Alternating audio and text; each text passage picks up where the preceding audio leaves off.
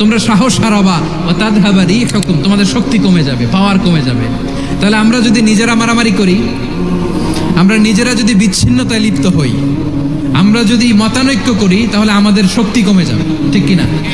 আমরা শক্তি কমাবো। আচ্ছা, ছোট্ট একটা বাঁশের কঞ্চি যদি আপনারা দেয়, পায়ের মধ্যে ধাক্কা দিয়ে ভাঙতে পারবেন না? এরকম বাঁশের কঞ্চি যদি 20টা একসাথে জোড়া লাগায় দেয়, ভাঙতে পারবেন? কথা বোঝে নাই মনে হয়।